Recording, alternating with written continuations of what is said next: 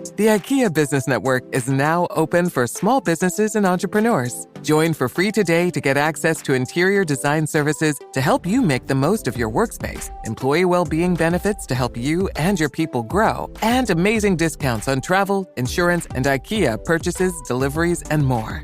Take your small business to the next level when you sign up for the IKEA Business Network for free today by searching IKEA Business Network. Make this new school year an opportunity for your kids to learn important life skills with Greenlight. Greenlight is a debit card and money app for families where kids learn how to save, invest, and spend wisely, while parents keep an eye on kids' money habits. Greenlight also helps families get into their fall routine with a chores feature that lets parents assign chores and pay kids allowance when they check them off. Get your first month free at greenlight.com/Spotify. Greenlight.com/Spotify. This is Optimal Finance Daily, an open letter to my son about money by Chelsea Brennan of smartmoneymamas.com. And I'm your host and personal finance enthusiast, Diana Merriam. Now let's get right to today's post and start optimizing your life. An open letter to my son about money by Chelsea Brennan of smartmoneymamas.com. The money lessons I hope you learn. Dear Fussfish, this weekend you turned 1. I won't lie, I cried more than once on your birthday. Time goes much too fast for me, and your birthday party was one more reminder that you will be grown before I know it. We held a party for you at the house, and while Daddy Fish and I intended to keep it small, the people who love you stretch far and wide, and you had almost 40 people from 7 different states celebrating you. You got spoiled with many more presents than Daddy Fish and I would have liked, ate about half a pound of frosting off your cake, and we got asked so many questions about things that seemed so far in the future that our heads started to spin. Because I had just started a new website about family finance, what kept coming up was what we will try to teach you about money. So here's what we're planning. If we do it right, and I promise we will try our best, reading this letter as a teenager or adult will just be a lot of eye rolling and yeah, duh, mom. If we fail, I hope this little bit helps, even if it comes to you later than we intended. Number 1, be self-sufficient and be your own man. Sometimes it can feel like we are cattle, especially when it comes to money. Go to school, get good grades, go to college, get a job, work for 30 years, and retire. While this might be the perfect path for some people, it doesn't have to be for you.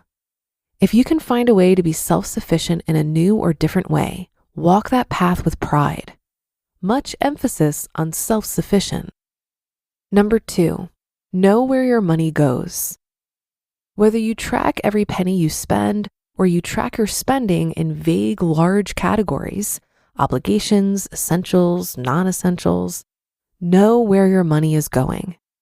Know how much you're saving and where you are versus your goals. Thinking about your money doesn't make you greedy, and keeping a budget doesn't mean depriving yourself. But understanding your spending patterns will allow you to always make the most of your wealth.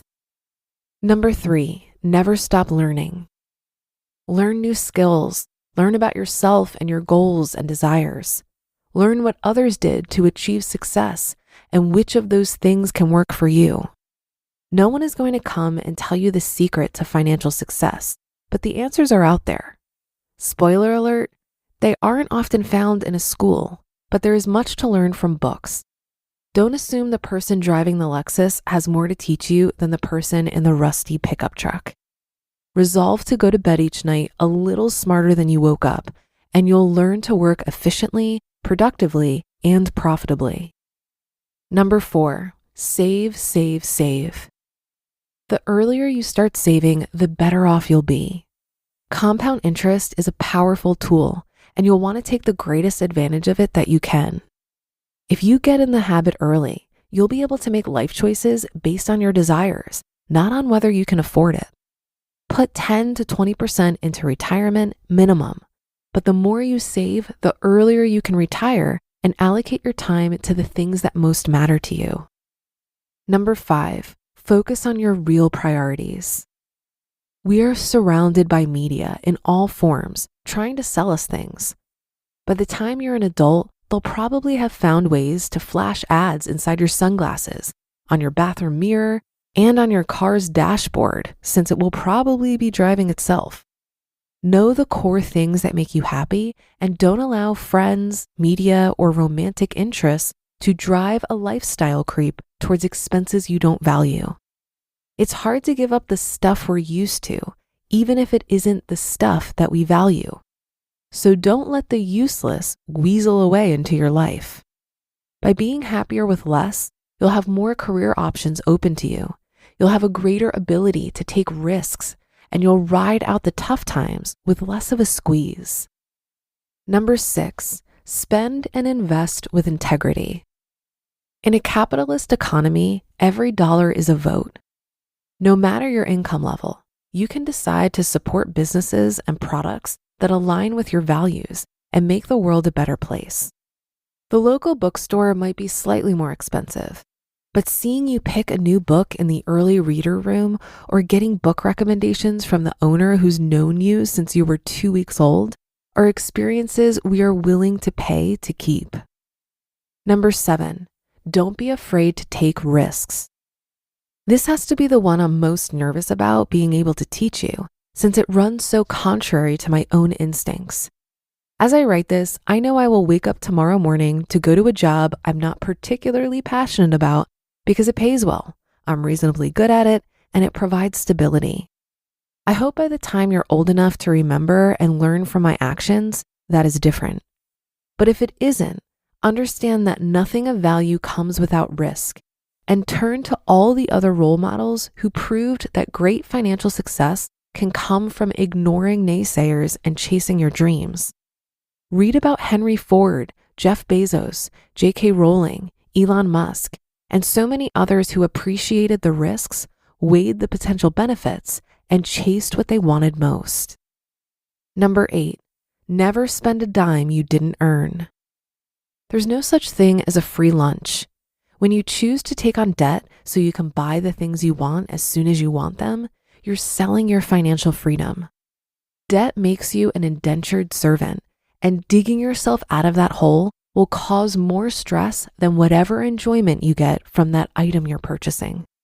Save for big expenses and for emergencies. Don't fall into the trap of devaluing your future wealth to benefit your current consumption. And number 9, you will make mistakes. Money and finances, like everything else in your life, will be a series of ups and downs. You'll buy things you don't need. Daddy Fish bought a boat before we met. You'll make investments that fall flat. You'll take jobs for the wrong reasons. When these things happen, make a plan, remember your real priorities, and fight to get back on track. If you ever feel like your mistakes are too big to recover from, remember that Henry Ford went bankrupt before founding Ford Motor Company and growing his net worth to almost $200 billion. You'll be just fine. Fussfish, I hope you grow up to feel educated about your finances and empowered about your decisions. I hope when it comes to money, you'll never have to say, why didn't anyone teach me this? I hope you never have to wake up in the middle of the night stressed about making ends meet. And if you do, I hope you learn from it and get better. I hope Daddy Fish and I set a good example for you, so these lessons are just life for you and not things you have to learn. And above all, I hope that these years don't go too fast. Endless love, Mama Fish.